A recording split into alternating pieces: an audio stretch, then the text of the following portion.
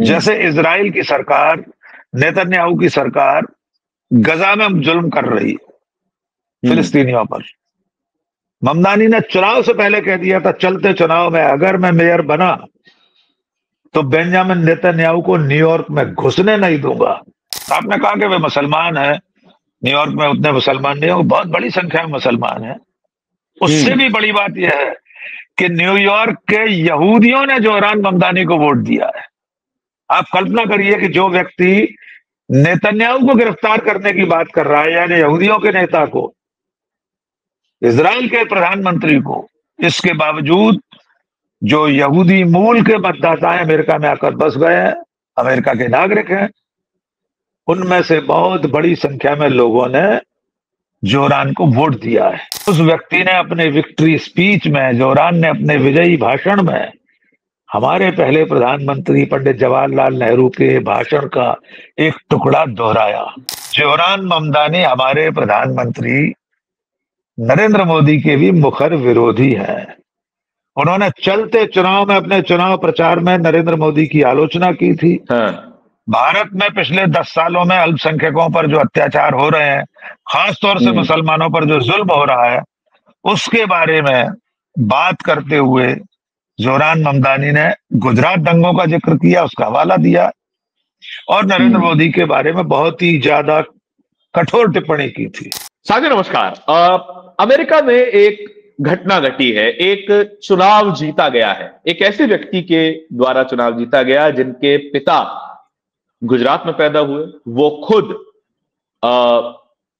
एक अफ्रीकी देश में पैदा हुए, बाद में जाकर उन्होंने अमेरिका की नागरिकता ली। उन्होंने एक कद्दावर नेता को हराया, सीधे तौर पर ट्रंप को चुनौती दी और उसके बाद यह दावा किया कि जिस न्यूयॉर्क सिटी ने ट्रंप को बनाया, उस न्यूयॉर्क सिटी ने आज ट्रंप को खत्म करने की शुरुआत कर दी है। मैं बात कर रहा हूं नए लवेले इलेक्ट हुए न्यूयॉर्क सिटी के मेयर जोहरान ममदानी के बारे में, और उन्हीं के इलेक्टोरल विन के बारे में बात करने के लिए हमारे साथ मौजूद हैं सीनियर जर्नलिस्ट राकेश पाठक सर।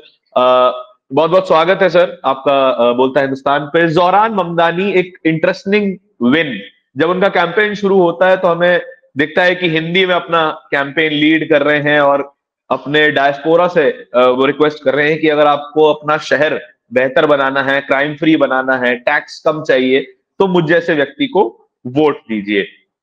वो एक मुस्लिम व्यक्ति हैं, उनकी बहुतायत वहां पे, उनकी जो है रिलीजन की बहुतायत नहीं है। उनकी फैमिली में हर रिलीजन के लोग हैं, उनकी माताजी हिंदू हैं, उनके पिता मुस्लिम हैं, उनकी वाइफ क्रिश्चियन है। ऐसा व्यक्ति जब चुनाव जीत जाता है तो क्या हमें लोकतंत्र में भरोसा और मजबूत होता है? क्या एक हिस्सा तो ये हो गया इस सवाल का। दूसरा हिस्सा, क्या ऐसी विन हम इंडिया में एक्सपेक्ट कर सकते हैं कभी? देखिए नारायण, पहले तो ये समझ लें कि जोहरान ममदानी की जो जीत है वो कितनी महत्वपूर्ण और कितनी बड़ी है जी। जोहरान ममदानी की माँ भारतीय मूल की हैं, दुनिया की जानी मानी फिल्मकार है मीरा नायर। उनके पिता प्रोफेसर महमूद ममदानी अंतरराष्ट्रीय स्तर के विद्वान हैं, अमेरिका में यूनिवर्सिटी में प्रोफेसर रहे। जोहरान का जन्म युगांडा के कंपाला में हुआ था। उसके बाद वे अपने माता पिता के साथ 7 साल की उम्र में अमेरिका आ गए थे। 2018 में अमेरिका के नागरिक बने। वे शुरुआत में रैपर थे, बहुत फेमस थे, वहां पर रैप सॉन्ग गाया करते थे। फिर उन्होंने किताबें लिखी, लेखक बने। इस पब्लिक लाइफ में आए तो पहले वे काउंसलर बने वहां पर, और उसके बाद इस वक्त न्यूयॉर्क असेंबली के मेंबर हैं। अब उन्होंने मेयर का चुनाव लड़ा। अमेरिका में 2 बड़ी पार्टियां आप जानते हैं इस वक्त, रिपब्लिकन पार्टी जो सत्ता में है, डोनाल्ड ट्रंप उसके नेता है, दूसरी Democrat. Zohran Mamdani democratic party के कैंडिडेट थे, वे खुद को डेमोक्रेटिक सोशलिस्ट कहते हैं जी। थोड़ा सा हमारे दर्शकों की सुविधा के लिए बता दें कि वहां जो चुनाव की प्रक्रिया है, पार्टी के भीतर से कैंडिडेट तय होने के लिए चुनाव होता है, पार्टी के भीतर, उसको प्राइमरी कहते हैं। प्राइमरी के चुनाव में क्षमा कीजिए, जोहरान को अपनी ही पार्टी के एक दिग्गज से मुकाबला करना पड़ा। एंड्रयू क्यूमो उनका नाम है। वे न्यूयॉर्क के मेयर रह चुके हैं, गवर्नर रह चुके हैं, अरबपति खरबपति हैं। पार्टी के अंदर के इस चुनाव में जोरान ने सबसे पहले क्यूमो को हराया। उसके बाद में कैंडिडेट बने पार्टी की तरफ से मेयर पद के लिए, लेकिन क्यूमो ने बगावत करके निर्दलीय ताल ठोक दी। रिपब्लिकन पार्टी से एक और कर्टिस सलीवा नाम के प्रत्याशी थे, जो कि डोनाल्ड ट्रंप की पार्टी के थे। लेकिन ट्रंप ने जब यह देखा कि उनका प्रत्याशी कमजोर है, तो ट्रंप ने जोहरान ममदानी को हराने के लिए ममदानी की ही पार्टी के बागी प्रत्याशी क्यूमो के सिर पर हाथ रख दिया, उन्हें खुला समर्थन दे दिया, उनके लिए वोट मांगे, अपील की। डोनाल्ड ट्रंप जोहरान ममदानी को इस कदर रोकना चाहते थे कि धमकी दी चलते चुनाव में कि अगर ममदानी मेयर बन गए तो जो फेडरल गवर्नमेंट है, जैसे हमारे यहाँ केंद्र सरकार होती है वैसे वहां फेडरल गवर्नमेंट कहलाती, तो ममदानी अगर मेयर बन गए तो फेडरल गवर्नमेंट से न्यूयॉर्क की फंडिंग बंद कर दी जाएगी। मान लीजिए चंडीगढ़ में मेयर का चुनाव हो और नरेंद्र मोदी ये कहते हैं कि XYZ अगर फला व्यक्ति मेयर बन गया तो दिल्ली से केंद्र सरकार चंडीगढ़ को फंडिंग बंद कर देगी। इतना विरोध किया दुनिया के सबसे बड़े ताकतवर नेता डोनाल्ड ट्रंप ने। वजह यह थी कि जोहरान ममदानी एक सेक्युलर नेता है, सभी धर्मों का सम्मान करने वाले, जैसा कि आपने कहा उनके अपने परिवार में सब लोग हैं, उनकी पत्नी सीरियन है। उन्होंने वहां बसे हुए प्रवासियों का स्वर उठाया। न्यूयॉर्क असल में क्या है धरण, एक तरह से वैश्विक गांव है, एक ग्लोबल सिटी है न्यूयॉर्क। पूरी दुनिया से वहां आकर बसे हुए लोग हैं, जो भारत, बांग्लादेश, पाकिस्तान, मैक्सिको, न जाने कहां के लोग वहां आकर बस गए। 700 भाषाएं बोली जाती हैं न्यूयॉर्क में धरण। दुनिया की 700 भाषाएं बोलने वाले लोग न्यूयॉर्क में रहते हैं। ममदानी ने कई भाषाओं में बातचीत की, अपना प्रचार किया। अंग्रेजी तो बोलते ही हैं वे, उर्दू और बांग्ला, वहां स्पेनिश चलती है। इस तरह से उन्होंने जनता के मुद्दों पर जनता की आवाज में चुनाव प्रचार किया। रिकॉर्ड वोटों से चुनाव जीते हैं वे, 51% से ज्यादा वोट मिले हैं। और जिनका समर्थन डोनाल्ड ट्रंप कर रहे थे उन्हें सिर्फ 41% वोट मिले। और ट्रंप की पार्टी का जो प्रत्याशी था उसकी तो बुरी गत हुई, अगर हमारे यहाँ की भाषा में कहा जाए तो उसकी तो जमानत जब्त हो गई जी। अब ट्रंप इतना विरोध क्यों कर रहे थे, इसका एक और कारण जान लीजिए। ट्रंप इसलिए विरोध कर रहे थे कि जोहरान ममदानी पूरी दुनिया में जहां भी माइनॉरिटीज पर अत्याचार हो रहे हैं, जो जहां अल्पसंख्यक है, ममदानी उसके पक्ष में बोलते हैं। जैसे इजराइल की सरकार, नेतन्याहू की सरकार गजा में जुल्म कर रही है फिलिस्तीनियों पर, ममदानी ने चुनाव से पहले कह दिया था चलते चुनाव में अगर मैं मेयर बना तो बेंजामिन नेतन्याहू को न्यूयॉर्क में घुसने नहीं दूंगा। नेतन्याहू अगर आए तो उन्हें गिरफ्तार कर लिया जाएगा, क्योंकि नेतन्याहू युद्ध अपराधी हैं। इंटरनेशनल कोर्ट ऑफ जस्टिस से उनके खिलाफ वारंट जारी है। अब नेतन्याहू तो डोनाल्ड ट्रंप के बगल बच्चे हैं, उनके तो बहुत खासम खास है। और जब जोहरान ममदानी नेतन्याहू को गिरफ्तार करने की धमकी दें तो डोनाल्ड ट्रंप तो बर्दाश्त नहीं कर सकते। इसके बावजूद डोनाल्ड ट्रंप चुनाव नहीं हरवा पाए। एक और महत्वपूर्ण बात, आपने कहा कि वे मुसलमान हैं, न्यूयॉर्क में उतने मुसलमान नहीं है, बहुत बड़ी संख्या में मुसलमान है। उससे भी बड़ी बात यह है कि न्यूयॉर्क के यहूदियों ने जोहरान ममदानी को वोट दिया है। आप कल्पना करिए कि जो व्यक्ति नेतन्याहू को गिरफ्तार करने की बात कर रहा है, यानी यहूदियों के नेता को, इजराइल के प्रधानमंत्री को, इसके बावजूद जो यहूदी मूल के मतदाता अमेरिका में आकर बस गए हैं, अमेरिका के नागरिक हैं, उनमें से बहुत बड़ी संख्या में लोगों ने जोहरान को वोट दिया है। उससे आगे की बात सुन लीजिए, न्यूयॉर्क के हिंदुओं ने जोहरान ममदानी को वोट दिया है, क्योंकि जोहरान सर्वधर्म समभाव का प्रतीक बन गए हैं।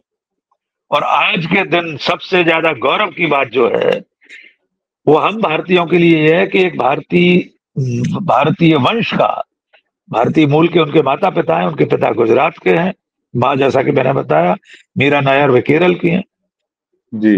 उस व्यक्ति ने अपने विक्ट्री स्पीच में, जोहरान ने अपने विजयी भाषण में हमारे पहले प्रधानमंत्री पंडित जवाहरलाल नेहरू के भाषण का एक टुकड़ा दोहराया।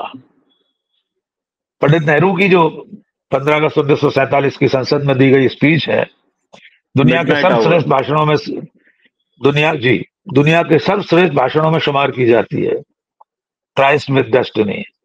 उसमें से एक पूरा पैरा नाम लेकर जोरान ने दोहराया अपने भाषण में। तो आप अंदाजा लगा सकते हैं कि एक ऐसा व्यक्ति न्यूयॉर्क का मेयर बना है जो आगे चलकर डोनाल्ड ट्रंप के लिए बहुत बड़ा सिरदर्द हो सकता है। यद्यपि वो राष्ट्रपति का चुनाव कभी नहीं लड़ पाएगा, ये भी हम बता देते हैं, क्योंकि अमेरिका के कानून के मुताबिक अमेरिका में जन्मा व्यक्ति ही राष्ट्रपति बन सकता है, बाकी वो कुछ भी बन जाए, राष्ट्रपति नहीं बन सकता। क्योंकि जोरान जन्मना युगांडा के कंपाला में जन्मे, अमेरिका के नागरिक बाद में बने। लेकिन तब भी आज जो जीत है वो खास तौर से डेमोक्रेटिक विचारधारा की जीत है, डेमोक्रेटिक पार्टी की जीत है, और रिपब्लिकन्स डोनाल्ड ट्रंप के लिए खतरे की घंटी है।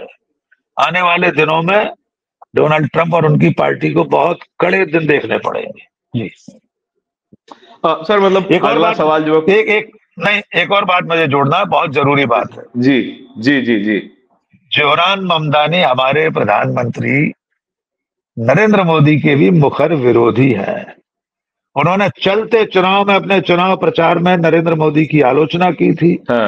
भारत में पिछले 10 सालों में अल्पसंख्यकों पर जो अत्याचार हो रहे हैं, खासतौर से मुसलमानों पर जो जुल्म हो रहा है, उसके बारे में बात करते हुए जोरान ममदानी ने गुजरात दंगों का जिक्र किया, उसका हवाला दिया, और नरेंद्र मोदी के बारे में बहुत ही ज्यादा कठोर टिप्पणी की थी। और लोग तो ये कहते हैं अगर उनका बस चलेगा तो नरेंद्र मोदी को न्यूयॉर्क में घुसने नहीं देंगे जोरान ममदानी। और अमेरिका का मेयर हमारे भारतीय महानगरों के महापौर की तरह नहीं होता। वो सर्वशक्ति संपन्न होता है, उस शहर की पुलिस उसके अंडर में होती है, सारा प्रशासन उसके मातहत होता है, सारा काम मेयर करता है। वहां का जो एडमिनिस्ट्रेटिव हेड है वो चुना हुआ महापौर यानी मेयर होता है। तो जोरान ममदानी चाहेंगे तो न्यूयॉर्क आने पर नेतन्याहू को गिरफ्तार भी कर सकते हैं, नरेंद्र मोदी को आने से रोक भी सकते हैं। जी सर, मतलब मैं जो अगला सवाल पूछने वाला था आपने लगभग उसका जवाब दे ही दिया है। आप अभी 1 महीना अमेरिका में थे, न्यूयॉर्क सिटी भी गए। वहां की सोसाइटी के बारे में मैं समझना चाहता हूं कि एक ऐसा व्यक्ति जिसकी परिवार में सभी धर्म के लोग हैं, जो खुद मुसलमान हैं, उसकी पत्नी क्रिश्चियन है, उनके पिताजी मुस्लिम हैं और माता हिंदू हैं। हमारे यहाँ पे ऐसा व्यक्ति चुनाव लड़ता तो उसके ऊपर न जाने किस तरीके की बातें कही जाती, लव जिहादी, जिहादी और तमाम तरीके की बातें की जाती, सिर्फ इसलिए क्योंकि वो मुस्लिम है। वहां एक व्यक्ति ऐसा चुनाव लड़ता है जहां की सोसाइटी एक्सट्रीमली डाइवर्स है, डोमेस्टिक स्तर पे भी और इंटरनेशनल स्तर पे भी। हमारी सोसाइटी हम डाइवर्स कहते हैं कि हर तरह का धर्म है, हर तरह की भाषाएं हैं, जैसा कि आपने बताया 700 भाषाएं बोली जाती हैं, दुनिया का हर व्यक्ति वहां पे है। कन्विंसिंग पावर कितनी स्ट्रांग हो सकती है एक व्यक्ति की जो अपनी आइडेंटिटी को साइड रखकर या फिर अपनी आइडेंटिटी को शामिल करते हुए न्यूयॉर्क जैसे शहर में खुद को मेयर के रूप में स्थापित कर देता है। वो उस सोसाइटी के बारे में मैं समझना चाहता हूं, क्योंकि जाहिर सी बात है आप जर्नलिस्ट है तो जर्नलिस्ट की तो एक बुरी आदत होती है ऑब्जर्व करने की, आपने भी किया ही होगा। निश्चित तौर पर है ना, हम 1 महीने अमेरिका में थे, वॉशिंगटन डीसी में एक इंटरनेशनल कॉन्फ्रेंस थी, वहां हम लोगों को संवाद करना था। उसके बाद हम न्यूयॉर्क भी गए, new Jersey, Atlanta, Orlando, Los Angeles, तमाम शहरों को हमने देखा। न्यूयॉर्क में भी काफी 2-3 दिन हम लोग रहे। देखिए, समाज तो वहां का बहुत जागृत है, जागरूक है, लेकिन दुर्भाग्य ये है कि उस आधुनिक देश में मुखिया इस वक्त ऐसा है जो खुद भी बुरी तरह से कट्टरपंथी है। जोरान के मामले में भी अमेरिका के मुखिया डोनाल्ड ट्रंप ने नस्लवादी टिप्पणियां की थी। अमेरिका के समाज में नस्लीय टिप्पणी करना बहुत गंभीर आपत्तिजनक माना जाता है। इस्लामोफोबिया के नाम पर जोरान के मुसलमान होने की वजह से डोनाल्ड ट्रंप ने बेहद खराब टिप्पणियां की। इसके बावजूद न्यूयॉर्क की जनता ने, न्यूयॉर्क में बसे हुए दुनिया भर के लोगों ने, जो अब अमेरिका के नागरिक हैं, उन्हें वोट दिया, इसलिए रिकॉर्ड 51% वोटों से वे चुनाव जीते हैं। ये इस बात का प्रमाण है कि अमेरिका का समाज इस वक्त समझ रहा है कि उनके जो सत्ताधारी लोग हैं वे सही दिशा में काम नहीं कर रहे। संयोग से हम उस दिन भी वहीं थे, 18 अक्टूबर को सैन फ्रांसिस्को में थे हम, जिस दिन पूरे अमेरिका में नो किंग्स नाम से एक आंदोलन हुआ था कि हमारा कोई राजा नहीं है, कोई महाराजा नहीं है, लोकतंत्र में सब बराबर है जी। अमेरिका के इतिहास के बहुत बड़े आंदोलनों में इसे शामिल किया गया। 7 मिलियन लोग डोनाल्ड ट्रंप की तानाशाही, उनकी नीतियों के खिलाफ सड़कों पर उतरे थे। 7 मिलियन। हमने अपनी आंखों से सैन फ्रांसिस्को में उस जुलूस को देखा, कवर किया। उसका अंत नहीं दिखाई दे रहा था कि जुलूस कब खत्म होगा। एंडलेस था उसका टेल एंड, उसकी पूंछ दिखाई नहीं दे रही थी। इतने घंटे वो जुलूस चलता रहा। हम खुद थकार कर अपना वीडियो बनाकर वहां से चले आए और जुलूस शाम तक चलता रहा। ये पूरे पूरे अमेरिका में, Boston, New York, Washington DC, Los Angeles, कोई ऐसा प्रोविंस या शहर बड़ा नहीं था। 2500 से ज्यादा स्थानों पर ट्रंप के खिलाफ जुलूस निकले थे। यानी आपके सवाल का जवाब यह है कि अमेरिका का जो समाज है वो जागृत समाज है। उसे ये समझ में आ रहा है कि उससे चुनते समय गलती हो गई है। डोनाल्ड ट्रंप को जिस उम्मीद से चुना था उस पर वे खरे नहीं उतर रहे। वे जिस तरह की असली टिप्पणियां कर रहे हैं, जिस तरह का भेदभाव समाज में कर रहे हैं, जिस तरह मुसलमानों के नाम पर डरा रहे हैं, उन सब चीजों को लेकर अब अमेरिका का समाज उनसे आजिज आ गया है। और यहां मैं एक पक्ष और जोड़ दूं, अगले साल अमेरिका में मध्यावधि चुनाव होने वाले हैं। अमेरिका का जो तंत्र सिस्टम है उसमें एक सीनेट होती है, उसमें 100 सदस्य होते हैं और उसके नीचे होता है कांग्रेस, अमेरिकी कांग्रेस जी। तो इस वक्त वहां शटडाउन चल रहा है, उसे भी जोड़ दीजिए। ट्रंप के शटडाउन के चलते इस वक्त बहुत परेशान है लोग। 1 अक्टूबर को शटडाउन शुरू हुआ था। अमेरिकी इतिहास का दूसरा सबसे लंबा शटडाउन है। शटडाउन इसलिए लगा है कि वहां सरकार को जो कामकाज चलाने के लिए फंड मिलता है, 1 अक्टूबर को उस फंडिंग बिल पारित होता है। यानी पहले वो कांग्रेस में पारित होता है, उसके बाद सीनेट जाता है, उसके बाद व्हाइट हाउस में प्रेसिडेंट के पास, नहीं कांग्रेस, सीनेट, फिर प्रेसिडेंट के पास जी। क्योंकि डेमोक्रेटिक पार्टी ने ट्रंप और उनकी पार्टी के बिल को पास नहीं होने दिया। 60 सदस्य चाहिए सीनेट में, 60 से कम है ट्रंप के पास। कांग्रेस में भी डेमोक्रेटिक बहुत पावरफुल है।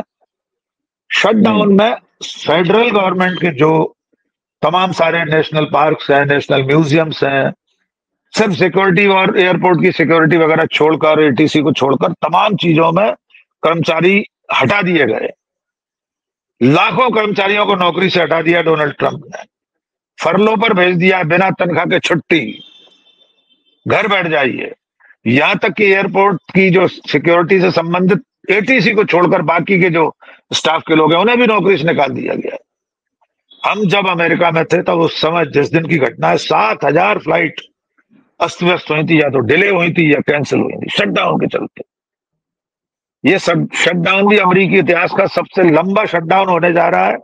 आज जब मैं आपसे बात कर रहा हूं, आज शाम जब सूरज डूबेगा तो पिछले सबसे लंबे शटडाउन का रिकॉर्ड टूट जाएगा। ट्रंप की ही सरकार में 2018-19 में, 2018 के दिसंबर में शटडाउन शुरू हुआ था, वो 35 दिन चला था। आज 35वां दिन है। अगर कल तक जारी रहा तो अमेरिका के इतिहास का सबसे लंबा शटडाउन डोनाल्ड ट्रंप की सरकार में होगा। तो इन तमाम चीजों से लोग परेशान हैं। इस शटडाउन में एक और चीज वहां प्रभावित हुई है, वहां एक वो मिलता है, फूड स्टैम्प मिलता है। करीब करीब 40 लाख लोगों को, या उससे भी ज्यादा, मैं संख्या शायद भूल रहा हूं, 4 करोड़ लोगों को फूड स्टैम्प मिलता है। यानी एक कूपन जैसा मिलता है, उसको लेकर आप कहीं से भी किसी स्टोर से फ्री खाना ले सकते हैं। वो फूड स्टैम्प भी अभी शटडाउन में बंद है। लाखों करोड़ों लोग अपने सामान्य खाने से वंचित हैं, जो जरूरतमंद है। लोगों को तनख्वाहें नहीं मिल रही हैं, क्रेडिट कार्ड्स के पेमेंट लोग नहीं कर पा रहे हैं। तो इस वक्त ट्रंप से परेशान लोग डेमोक्रेट्स में उम्मीद की किरण देख रहे हैं। इसलिए सिर्फ आज मेयर का चुनाव नतीजा न्यूयॉर्क का नहीं निकला है, आज कई जगह और भी चुनाव थे अमेरिका में। वर्जीनिया में चुनाव था, गवर्नर का, अटॉर्नी जनरल का, कई जगह चुनाव थे। ज्यादातर जगहों पर डोनाल्ड ट्रंप की पार्टी चुनाव हार गई है। डेमोक्रेट्स चुनाव जीते हैं, यानी जोहरान ममदानी की पार्टी चुनाव जीती है। तो मैं ऐसा मानता हूं जोहरान ममदानी की जीत न केवल अमेरिका बल्कि पूरी दुनिया में एक संदेश, एक पैगाम दे रही है कि जो व्यक्ति अल्पसंख्यकों के हक में बोलेगा, जो सर्वधर्म समभाव की बात करेगा, जो विकास की बात करेगा, जो नफरत की राजनीति के खिलाफ होगा, अब जनता उसको सिर माथे बिठाने जा रही है। और जोहरान ममदानी की जीत डोनाल्ड ट्रंप की निजी हार भी है, क्योंकि उन्होंने तो सारे प्रयास कर लिए थे हरवाने के लिए, हरा नहीं पाए। तो आने वाले दिनों में अमेरिका की राजनीति में भी बड़े बदलाव देखने को मिल सकते हैं। सर, आखिरी सवाल मैं लेना चाहूंगा। हम बड़ा अपनी मीडिया में बोस्ट करते हैं कि देखिए नरेंद्र मोदी का डंका बज रहा है, मेडिसन स्क्वायर गार्डन में हजारों की भीड़ आ रही है, मोदी मोदी के नारे लग रहे हैं। एक ऐसा व्यक्ति उसी न्यूयॉर्क शहर में जीत जाता है जो कि नरेंद्र मोदी को मास मर्डरर कहता है, गुजरात दंगों का कल्प्रेट बताता है। ये दोनों चीजें एक ही शहर में कैसे एग्जिस्ट कर सकती है? 51% वोटों से एक व्यक्ति जीत गया जिसने नरेंद्र मोदी की आलोचना की, और उसी शहर में हमारा मीडिया दिखाता है कि देखिए जो है नरेंद्र मोदी की वाहवाही हो रही है और कोई नरेंद्र मोदी के खिलाफ नहीं है। दोनों चीजें एक ही शहर में कैसे? देखिए, वो दिन भी हवा हुए जब पसीना गुलाब था। नरेंद्र मोदी अब अमेरिका जा भी नहीं पा रहे, डोनाल्ड ट्रंप का सामना नहीं कर पा रहे। अमेरिका छोड़िए, जहां ट्रंप होते वहां मोदी जाते ही नहीं है। पिछले 3 बड़े सम्मेलनों में नरेंद्र मोदी नहीं गए, आपने देखा भी। गजा को लेकर इतनी बड़ी समिट हुई थी वहां मिस्र में, शर्म अल शेख शहर में, दुनिया के तमाम नेता गए थे, मोदी जी नहीं गए। फिर एक और अभी सम्मेलन हुआ था, उसमें भी नहीं गए वे। संयुक्त राष्ट्र महासभा में भाषण देने नहीं गए, कहीं डोनाल्ड ट्रंप से सामना ना हो जाए। अब आपके उस सवाल पर आते हैं कि उसी न्यूयॉर्क शहर में कैसे हो रहा है। देखिए, वो जो मोदी मोदी होता था, अब की बार ट्रंप सरकार, हाउडी मोदी, नमस्ते मोदी, हाउडी ट्रंप, नहीं हाउडी तो मोदी था शायद, नमस्ते ट्रंप, हाउडी मोदी, नमस्ते ट्रंप, नमस्ते ट्रंप। लेकिन वो जो भीड़ थी, हमने अभी 1 महीने में बहुत सारे इंडियन डायस्पोरा के साथ हमारी मीटिंग्स हुई, कई शहरों में सीधे सीधे संवाद हुए। समझ में ये आया कि वो सारी भीड़ प्रायोजित भीड़ होती है। अमेरिका में कई ऐसे धन्ना सेठ रहते हैं, ज्यादातर गुजराती सेठ हैं। वे जब प्रधानमंत्री आते हैं तो उनके लिए प्रायोजित भीड़ लेकर जाते हैं। वो एयरपोर्ट पर नारे लगाती है। कोई महिला कह देगी नरेंद्र मोदी को हमने हाथ छू लिया, अब मैं हाथ नहीं धोऊंगी, वो तो भगवान है, लिविंग गॉड है। ये सारी चीजें प्रायोजित हैं। ये जो पीआर कंपनियां होती हैं उसके जरिए प्रायोजन था। अदरवाइज न्यूयॉर्क का जनमानस इस तरह का नहीं है कि वो नरेंद्र मोदी जैसे नेता के पक्ष में उतर आए। आज भी होंगे, मुझे इससे इनकार नहीं है। न्यूयॉर्क या अमेरिका के तमाम शहरों में मोदी या भारतीय जनता पार्टी के समर्थक हैं, इसका उन्हें अधिकार है, इस पर कोई आपत्ति नहीं। लेकिन न्यूयॉर्क शहर वैसा नहीं है जैसा यहां से बैठकर गोदी मीडिया दिखाता है, या वहां जाकर एक एंकर कहती है कि मोदी और ट्रंप मिलते हैं तो बिजली सी कड़कती है। अब वो बिजली की कड़क कहां गायब हो गई है? उसी न्यूयॉर्क शहर ने एक ऐसे शख्स को चुना है जो सबकी बात करता है, जो असल में सबका साथ सबका विकास की बात करता है। इसीलिए वो डोनाल्ड ट्रंप और नरेंद्र मोदी का मुखर विरोधी है। अमेरिका के लोग बहुत उम्मीद लगाए हुए हैं। अब देखना होगा कि आने वाले समय में जोहरान खुद को कितना साबित कर पाते हैं। तो चलिए, न्यूयॉर्क सिटी ने तो अपना जो है नुमाइंदा चुना, और ऐसा नुमाइंदा चुना जो कि सबकी बात कर भी रहा है। वक्त सबकी परीक्षा लेता है, जोहरान ममदानी की भी परीक्षा ली जाएगी। आगे ये भी पूछा जाएगा कि जो बात आप कह रहे थे, सबका साथ सबका विकास, जैसा कि सर ने बोला, असल में क्या आप साबित कर पाएंगे? क्या न्यूयॉर्क शहर को एक बेहतर जगह बना पाएंगे? ये न्यूयॉर्क की जनता उससे सवाल पूछेगी भी, और ऐसी कोई खबर बनती है तो हम भी आपके पास आएंगे, पाठक सर हम आपके सामने आएंगे, हम दोबारा चर्चा करेंगे इसी विषय पर। फिलहाल इस चर्चा के बारे में आपके क्या विचार हैं, कमेंट में बताइएगा जरूर। इस तरह की चर्चाओं को, इस तरह की खबरों को और भी देखते रहने के लिए बोलता है हिंदुस्तान को सब्सक्राइब जरूर कीजिएगा। बहुत बहुत शुक्रिया सर इस चर्चा में हमारे साथ शामिल होने के लिए। जनता को भी बहुत बहुत धन्यवाद।